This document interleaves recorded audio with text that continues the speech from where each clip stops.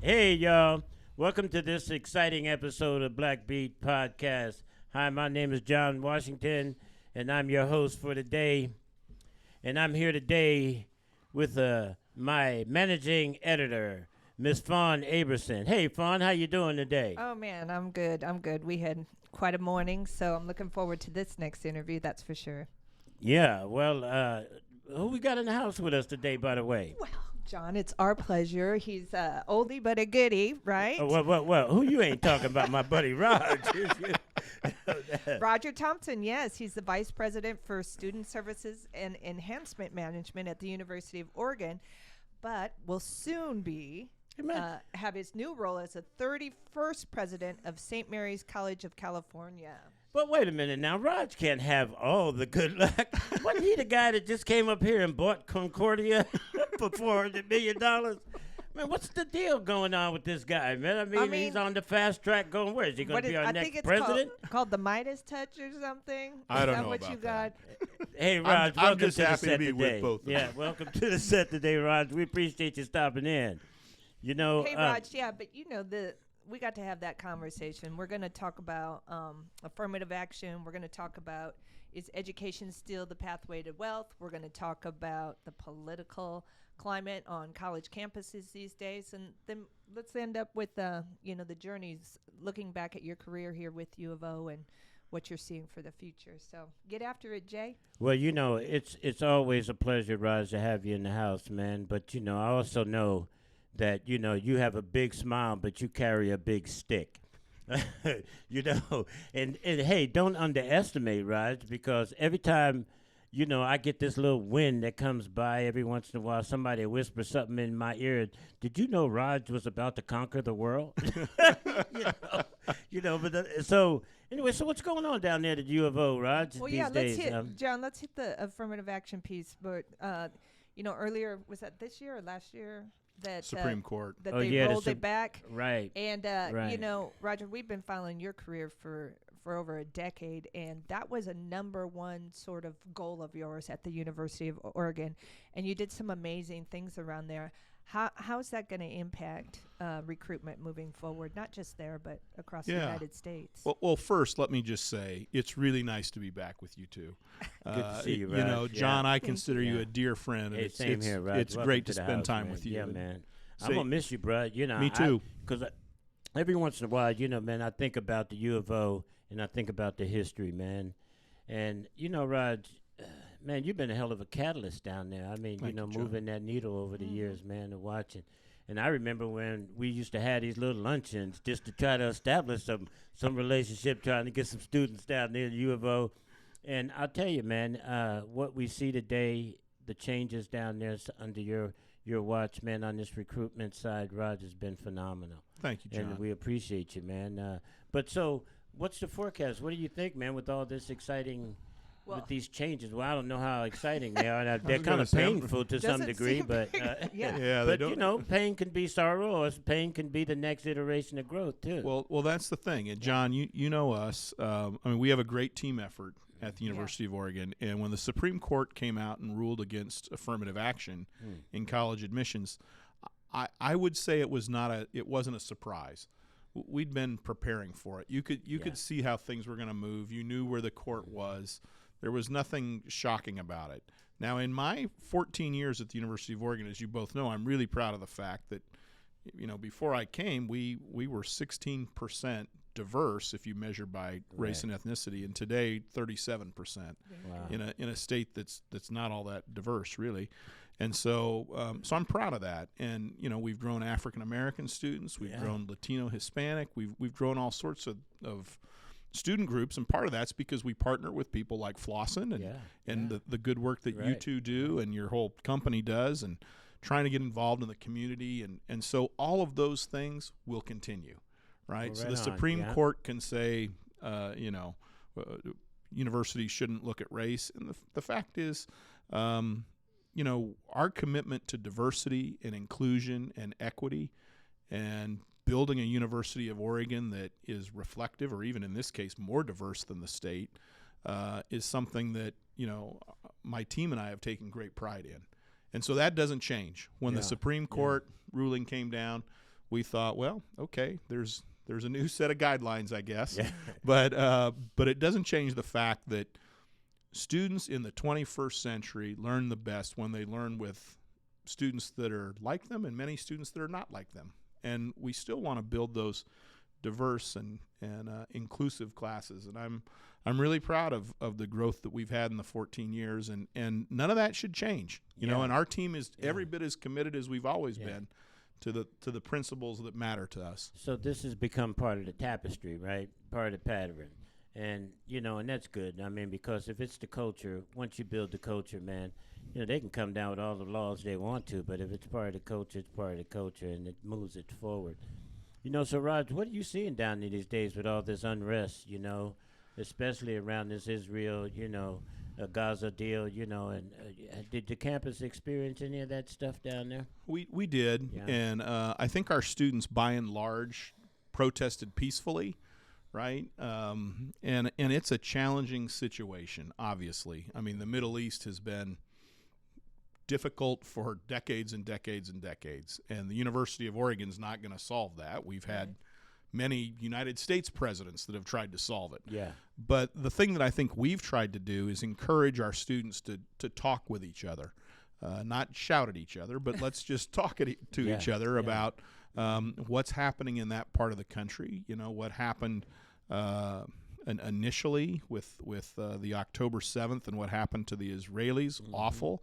What's happening to innocent children today, awful. I think we can all sort of agree on it's a very difficult situation. And so I think our university senate provided some good leadership. I think the administration, our president, has done the best job that he could to try to navigate through the various things. And thankfully, we haven't experienced what you see at some other schools where it's really become, you know, kind of violent and a little bit dangerous. That didn't happen with us. Yeah. Nobody occupied your library or No. I mean, we did have some encampments.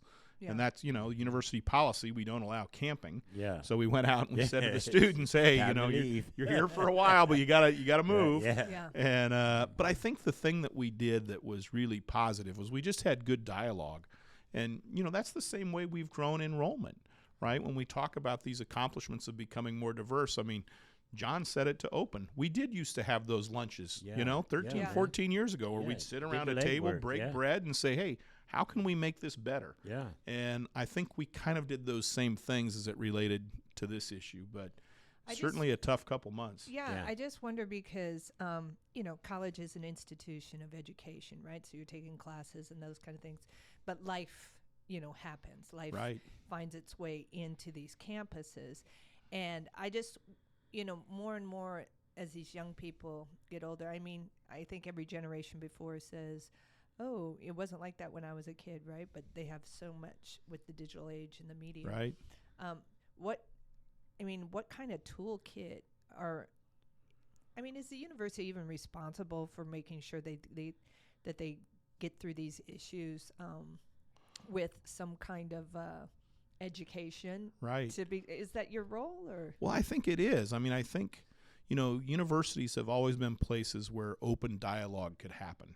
And that's a good, right? If we think about that over time, you know, I was going to try to quote John Lewis, you know, I'm going to mess up the quote, but right, a little protest isn't bad or something was the essence of what he said. I'm messing that up. But so I think the dialogue's good. I think it does make all of us in higher education think about, you know, how are we delivering education? Yeah. I mean, I was telling somebody the other day, if you think about what we do in history courses at universities, right? You can take a Western Civ course and it'll start from the beginning to kind of the Renaissance and then the Renaissance forward. Or in high schools, history rarely gets into the 20th century. I mean, most or the 21st century. Oh, right. You know, I mean, I was looking at some history courses and they kind of end with 9/11, which is an important moment. Sure. But it's also, you know, a couple decades ago. Right. And so I'm not sure we cover current events maybe as well as we should to provide some historical context around issues like the Middle East. I mean, my goodness, that's been my entire life. We've been trying to help sort that out. Yeah, I'm trying to tell you, it's no new battle, huh? Yeah, It's not a new one. And so maybe we should examine, how can we create dialogue with our students and our faculty, our entire university community, to talk through some of these issues in a civil way, where we're not breaking into libraries or doing some of the things that you've seen in other places. I think but if your you role can down talk there to each wasn't other. exactly no mediator, but Wasn't mine, no. Yeah, but your role was and is significant, Raj, and and when you think about a 14-year career at the university, man, I can't help but get nostalgic with you, man, because I often say to Fawn is that, at some point in time, doing 10 years of anything, you should arrive to a I know about something. You know what I'm saying? And at 14, you should have some mastery, right? I hope I've got a little something, John. That's what I'm saying. So, but when I look back, well, no, I want you to look back, Raj. Take us on the journey, man. What was it like, over the 14 years, and where'd you arrive, man? I mean, with all that insight, if you had to take a rookie and come in and say, hey, I got to leave this job in your hands, right? And what would you convey, man, over the 14 years of experience in history, man? What culminated in you through your knowledge and understanding about students and college and all that kind of stuff? Boy, that's a great question, John. The 14 years flew by in some ways. Now, when you're having fun, and it was awfully good. Yeah. We had 8 presidents during my 14 years, if you count the interims and the permanents. Yeah. Wow. So that was always a challenge. Seemed like I was always getting a new boss, and 8 presidents in 14 years. I'm glad nobody blamed that on me that they were changing that fast. But when I think about enrollment and some of the things we did, I'm really proud of what we accomplished, and I think it happened, John, because we connected with the right people. I'll never forget meeting Tony Hobson, right up the street from here at SEI, and just having a great meeting with Tony, like in my first year, and talking about how could the university play a role in what Tony was trying to do to help kids in Northeast Portland. And so, we went out, we raised money. We raised $1 million for scholarships that we would partner with kids from SEI. We did even more than that. And now we've got a great pipeline of students who come out of SEI, and that's been happening for a long time. But those 14 years, there's so much that I'm proud of, and I think it gets back to John and I, always share an interest in sports, and John was a far better athlete than I ever was, but I was the guy the coaches always said, if you work as hard as Thompson, we'll do well, I finally figured out Thompson's no good. I just try really hard. Every team's got a Rudy, right? Yeah, that's right. And so, but I think we built a good team. We built a good culture. Yeah. I think that matters, where we always put students and families first. And I think if you do that, students and families notice that, and they're receptive to it. I would tell families, hey, I know the most important thing in the world is your daughter or son. It is for any parent. And so we're going to try to do our best to give them a great experience inside the classroom, a great experience outside of the classroom. Yeah. And I think we tried to build a team that thought about things that way. And so through all the changes in the president and all these other things, we just stayed true to just a few basic goals. We wanted to grow enrollment. We wanted to become more diverse. We wanted to try to be affordable for Oregonians in particular. So we raised a lot of money. I'm proud of that. We raised $120 million for scholarships during my time, and it's made a difference for a lot of kids. And so I guess I would tell somebody new, be true to the institution. Do the very best you can for the University of Oregon. If you do that, I think some of the rest takes care of itself. Wow. Well, man, and that sounds like a franchise player to me, bud. Yeah, I remember that campaign that we got involved in. It was Lights, Camera, Oregon, right? That was a $650 million raise that year. I don't remember. It's like 2008 or something like that, right? Yeah, that was that lady, that media company down there in Eugene. And so that was not with Frohmeyer, was it? Was Dave? Dave Frohmeyer. Yeah, it was it. What an incredible guy. It was an incredible guy. Can I say something about him? Sure. Dave Frohmeyer, I met him he had just retired when I first came to the university. And I was anxious to meet him because I knew his history, having gone to junior high and high school in Oregon during the time that the Rajneesh and all that stuff was going on in Eastern Oregon. Yeah, I remember Dave being in the middle of it. So I was anxious, and he'd been a great president at the University of Oregon. And so one of the first times I met him, he was the one who said to me, he said, look, no matter what you do at the University of Oregon, just be true to trying to serve the state and the university. If you do that, he was such a good man. Oh, God rest his soul. He was fantastic. I met him 2 years before you got there, Raj, and he was struggling. I mean, he had just lost his, one of his children at the time, but he had another mission at that time, a different struggle. And it's interesting to speak a little bit about athletics. He stayed awake at night trying to figure out how could he create the culture for what was truly valuable and worth right doing. in the environment to keep student athletes in tow in the institution, especially black athletes. Trying to somehow now create a culture for him. And we used to take a walk around the campus and we'd talk about this, and I was still close to the athletic scene at that time, and I we'd talk about some of these, but the one thing I always remember Dave said to me was that, I acknowledged was that at that time I was working with gangs and intervention and counseling and all those types of things, and Dave would sort of have a internal passion for like families who experienced the loss of children. Yeah. And at that time, who was losing kids was a lot of minority demographics, gangs and all that kind of stuff. And I remember Dave speaking to, Mr. Fromeyer speaking to a group of Hispanic mothers who were survivors who had children who were lost in gang violence. And I remember the synergy and the linkage and I was not remiss to recognize that he had the same level of understanding of this types of depth of pain as these mothers did, because the loss of it. And that always struck me because, he was a politician, a businessman, all of that. But yet he had that ability to reach down and touch the lives of those people, man. Boy, that's a great story, John. And he was. Anybody who knew Dave Fromeyer, he cared deeply about people. Yeah. And he was just, that was the way he was, and that's what he did. And as you've been, John, you've done so much good work in the community and working with folks through trauma, really. Yeah, man. And Dave understood that. It was such a sad story with his daughters. When we built Tyson Hall down at the University of Oregon, dining reports to me, and I was so proud of our dining team. This was after Dave had passed. They went to Lynn Fromeyer, his wife, and we had this concept. We wanted to name our little cafe in Tyson Amy's Corner for Amy, his daughter. Wow. And our team asked Mrs. Fromeyer what was one of Amy's favorite dishes.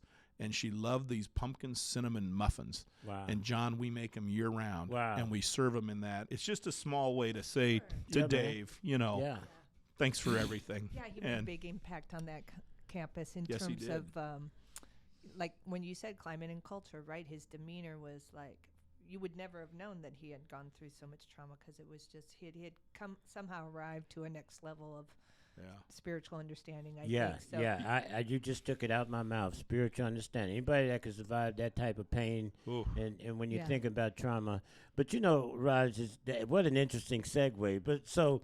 At some point in time, throughout all that excitement and recruitment, Raj, and us coming in contact, and then I get a little bird fly by my ear that said, because we were all at that time in competition and looking at the Concordia campus when Concordia closed up, right?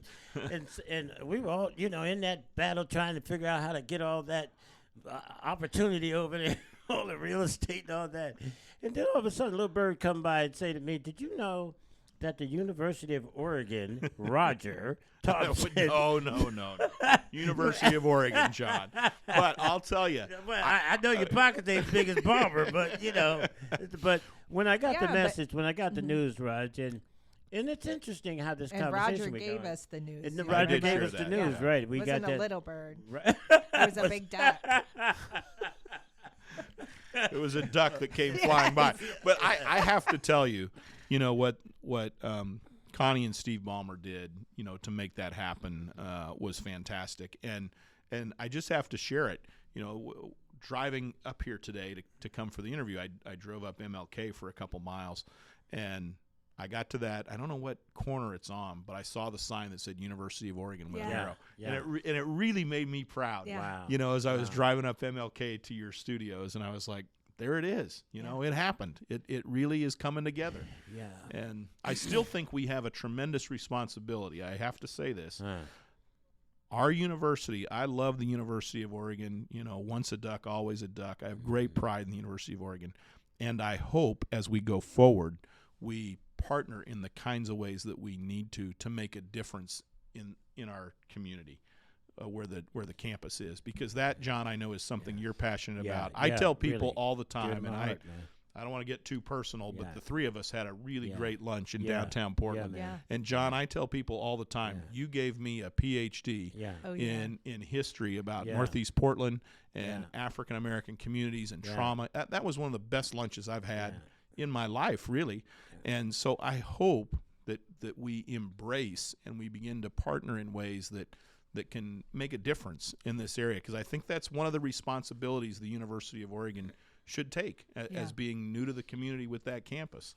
You know, Raj, out of my journey in the last 25 years or 30 years and being in mental health and working with the community in terms of behavioral modifications and developing some types of successful pathways, right, for people to develop and grow in. But, you know, Raj, my heart, for the last 25 years, I kept saying, man, we're missing something. We're missing this front piece, you know, at least for the demographics we served, right? You know, the BIPOC demographics. And I was saying, you know, there's this one piece. We're bringing them to the runway, but the bird won't fly. And I kept asking myself, what's got this bird shackled to the ground? And you know, and as you process through all of that, you realize that trauma is at the base of a lot of the demographics and I kept asking myself, when are we really going to confront the true issue of why these entities or these vessels or these people, young people, don't fly, the businesses don't take off, blah blah blah, right? And so I just happened to get on the advisory committee over at the Bomber. Mm-hmm. And our last meeting, I realized, Roger, that it all came full circle for me. I mean, I was really, when we started looking at curriculum to develop the next iteration of interventionists to come into the community from the 2-year degree that the Bomber Institute is putting out. And I was so emotional in recognizing the potential for the next steps of what could come from this. And finally, there's something going on that I think that is the next cutting edge of growth of our society to move a demographic to the next successful iteration of their careers, their lives, or whatever, and community, the whole thing. So I really believe that was a move that I think that's going to yield rewards for a long time. And so much respect to the University of Oregon for taking that relationship on, and the Bomber for making that money investment and all of that. I do hope that as we continue to grow in this process, that it really has the impact that we're aiming for it to have. Yeah. You know, and so really much respect to that kind of situation. So not to belabor that, but you know, so. Well, I'm glad you're involved in it, John, because I think you know, we can have lots of academics and faculty and professors looking at things. We also need practitioners, and we need people that really understand trauma at the depth. And so I'm just happy that you're involved, because I think it'll help shape community members that are in the field doing what we're doing. So that's a gift that I believe is going to keep giving, Roger. And so what's next for Roger? I mean all these big hits. I'm hearing the bird. Well, you said it was a duck. Fawn said it was a duck. Some old ducks been flying around here, right?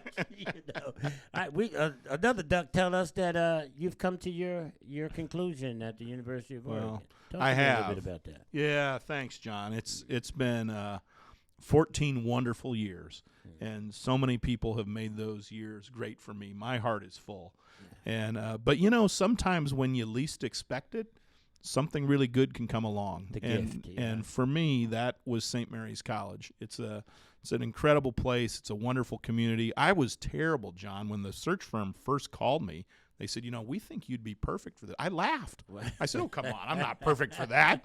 But the more I got to know it, I'm excited. And so to be president of a university and a school, I think is going to really be fun. And, John, they don't play football. That's going to be hard for me. Well, but man, they're really good at basketball. Hey, and round balls is as good as long balls. Baby. Oh, I don't think I've ever heard you say that. I was going to say that's new for John Washington, I think. Him say that. Well, I'm going to get in round ballers a little bit. I know you round ballers out there listening to me, but listen, any exit out of the hood, any opportunity and pathway out of the hood to your own success, whatever is clever, take it. Now, Roger, are you Catholic? Do you have to be Catholic to be? Well, I don't think you have to be, but I am. Oh, okay. And I'm a person who doesn't really wear my faith on my sleeve, so to speak. But I think I've been very blessed in my life, and to come as a kid who grew up in Richmond, California. So you heading home then, boy? I mean, that's because the school is in California, isn't it? It is. It's in the East Bay. Wow. And kind of between Oakland and Berkeley, and if you know where Walnut Creek is, that's where Moraga is. So Rod's moving on up. Did you know where Walnut Creek is? Who don't know where Walnut Creek is? I think that's where all the money is in California. But yeah, wow. Well, so how many students in the? Well, Moraga is a great place. It's we got to grow our students a little bit. So they were about 5,000. They're down a little bit post COVID. Okay. So we got to grow that back. Great academics, strong academic programs. Really kind of personalized education, which I think I like. Class sizes are small. It's a Hispanic serving institution. It's nationally recognized, which not too many private schools are that. Yeah, hello. Great African American enrollment. Very diverse school. A lot of first-generation kids there, so I look forward to getting to know them. So the academics are strong. Campus is beautiful. Moraga is a cool little community right there in the East Bay. Yeah. Division I sports, which me, I'll like that. Wow. You mean to tell me they're competing on a Division I with that round ball? Yeah, they are. I would have never knew that. I just in fact, wondered, beat Gonzaga for the West Coast Conference Championship this last year. I wonder, though, with the kind of climate around religion, right, going on right now. And then I know even just here in our backyard, these churches are empty over here, is there a struggle between like great education but also sort of religious education? How are people navigating that? Did that come up in your interview process at all or something? Do you think that's why enrollment's down? It's like I feel like we it certainly in came an all-time historical spiritual deprivation. Well, you mean religious deprivation? No. Okay. Well, I'm just curious if there's a well, okay. Well, I mean, it certainly did come up. Yeah. In fact, I was in one of my interviews on the last day. It was kind of fun. I was with, several LaSallian brothers. That's an order within the, and incidentally, you'll appreciate this, John.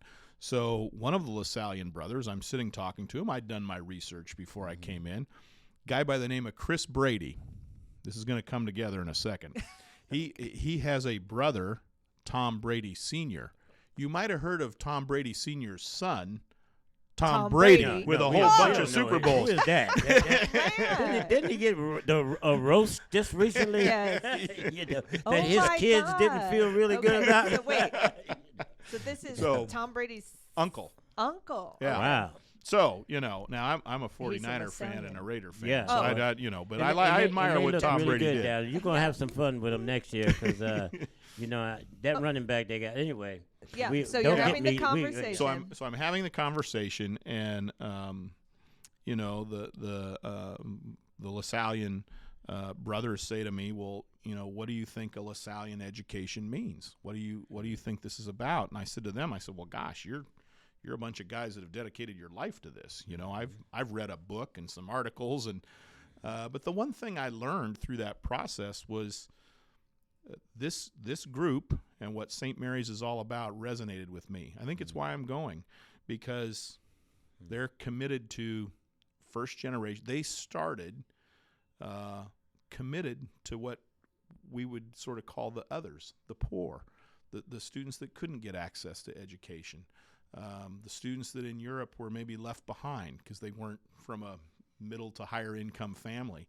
And so the more that I looked into the school and what LaSallian meant, I kind of figured out, well, maybe this is kind of who I've been for a while anyway, because I've always cared about students that are first generation and students from kind of underrepresented, underserved communities, and boy, that's their focus. Wow. And so that really resonated with me. And but many of the kids there aren't Catholic. Yeah. They're just there to get a good education. Yeah, they're usually recovering Catholics.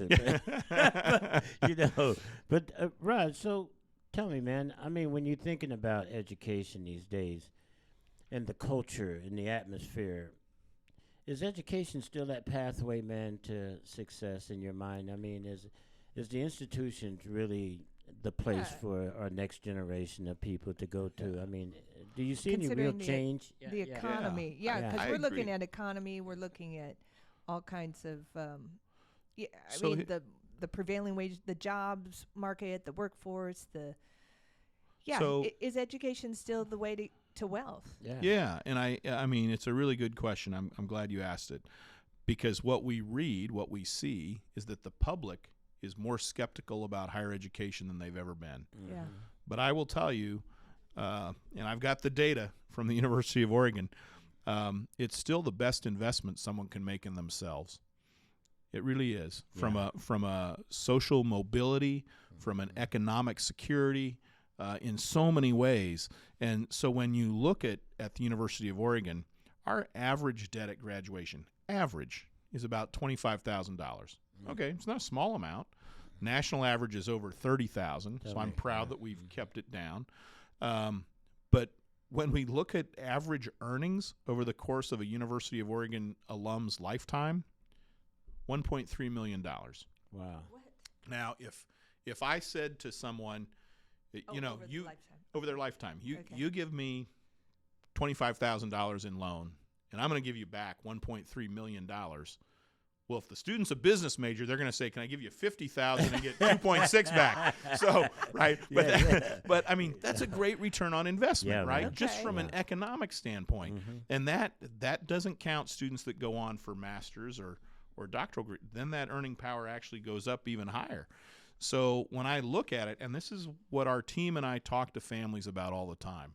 There's a lot out there in the media and the press about, is higher education worth it? And the answer is yes, it absolutely is. And some of the people questioning it, it's amazing to me how many leaders in the country, in government, let's say, that are Ivy League educated are now out there saying, well, I'm not sure it's worth the money. Well, you certainly thought it was worth it for you. Yeah. And I think we've got to change the narrative. We have to help families understand that this is the best investment in yourself that you can make.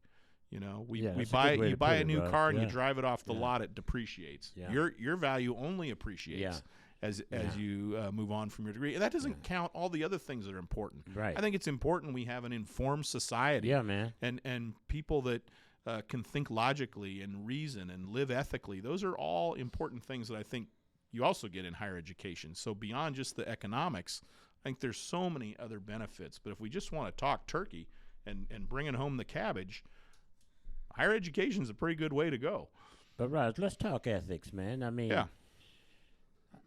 in light of our society, man, and the things that we're coming through, man, I mean, this whole issue around our presidential and political agendas, I mean, when you think about Ivy League, I came through those kinds of institutions, man, and, ethics and integrity and morals, all these kinds of things was topics of conversations when we get and damn important that you get some of this stuff, man. And but now we have a society that this whole notion about who do you believe, me or your lying ass eyes. I mean, man, how are you contending with that on college campuses, man? That kind of ideology that's fraudulent, that whole view that comes in that you will use the lie more than the truth, and is it having an impact at all on students and stuff like that, man? Oh, I think so, John. I mean, I think you hate to blame sort of social media, but you can read just about anything on social media,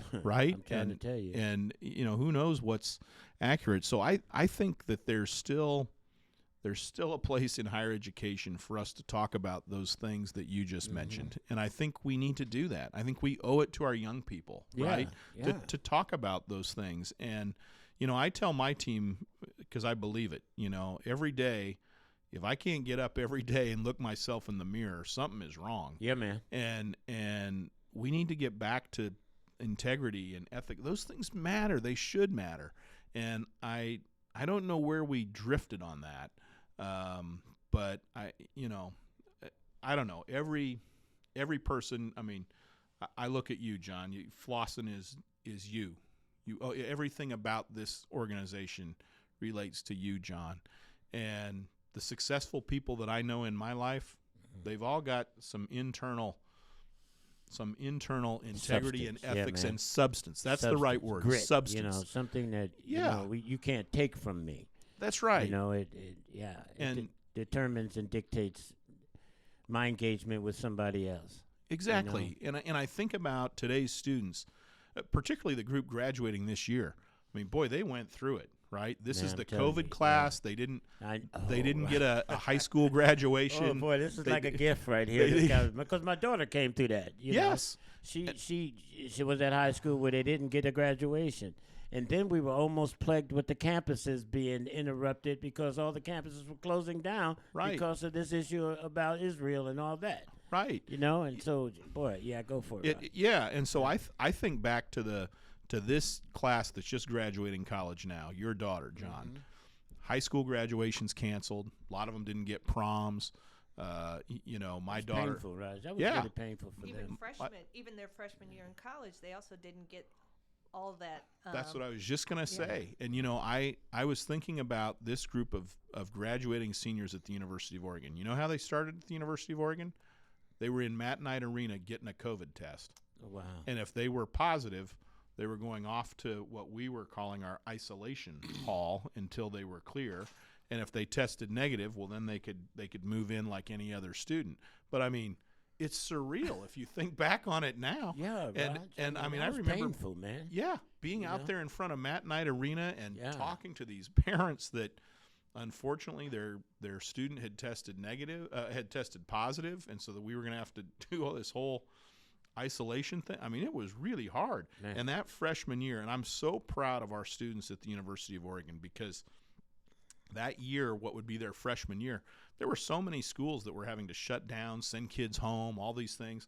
We asked so much of our students. We asked them to test every week. They all did. They just went and did it because they wanted to be in Eugene. They wanted to be at the University of Oregon. They wanted to make it work, even though it was unusual. And I told that group of students when they started, I said, every freshman class is different, and every freshman experience is different. But the one thing that all freshman classes have in common, they share that experience. Yeah, and so your experience may be really unlike anything in 100 years, but you're going to share it. Yeah. And so I'm just really proud of this group. But so maybe they're the group with tenacity and grit and a little more. No, it was definitely resilience. I mean, I get real emotional when I think about the suffering and pain that they went through. Oh, unbelievable.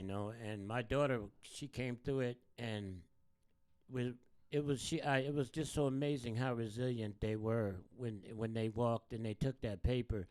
They have something a little special that we didn't all have, and they had to fight to get back. That's right.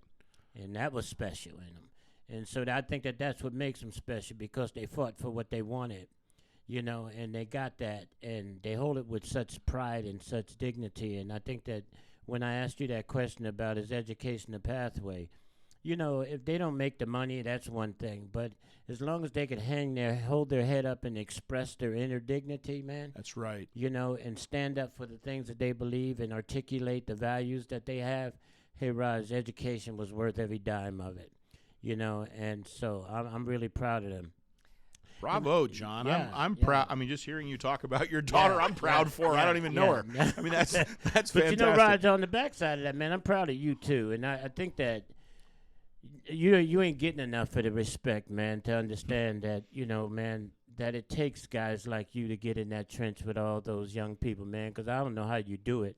You show up to them schools, man, speak to them large auditoriums, and do that work that you do, man, and actually hold that and keep that light shining in the doorway for them, man. And that's, man, man, don't even try it. Because if it was in the game, I can only tell you this, man, I would only want a teammate like you, Raj. Yeah. Thank you, John. Because, you've held true to Roger, your color, man. yeah, Thank you, John. That means a lot. I can imagine that they're going to feel a emptiness, a hole in your department. I mean, without being humble, Roger, seriously, what are you going to do to take care of that team? Or, like, how are you going to what's been the conversations happening? Yeah, well, I worry about them, Yeah. That team, a lot of them have been with me, most of the time. Jim Brooks, who you both know. Yeah. Jim and I worked together at two different schools. Yeah. And so so those were really hard conversations. It was hard to tell them I was leaving. Now, they were all very excited for me, right? They're really happy for me.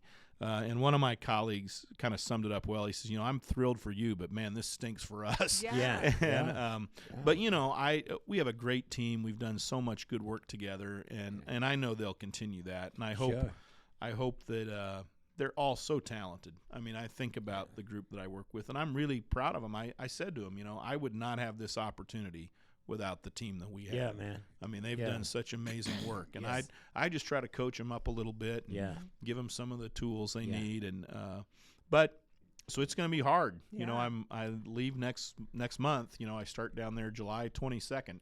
Well, and so between now and then, it's going to be there'll be some emotion. I'll probably shed more tears than a grown man should, but you know what? That's I'm why really you got proud tear of 'em. ducts, Raj. That's why you got tear ducts. When you got that call, like, how did it land on you? Like, this when opportunity? You got the offer, like, I mean, were you alone? Were you at home? Were you? I was at home, and then I kind of got the big call. I was traveling. I was going to go see my daughter graduate from college down in Arizona, the other school, University of Arizona, and my niece had graduated from Washington State. So I was in Yellowstone. I'd never been, and it was kind of spitting snow, and I started talking to the board chair, great guy, the chair of the board down there. He's really does a lot of good work in nonprofit and healthcare, and you both would like him a lot. And but anyway, and so it was one of those moments where you just kind of stop and you realize something big's happening. And I was really excited about it. I have loved every moment at the University of Oregon. I have been so proud to wear the O for 14 years. Yeah.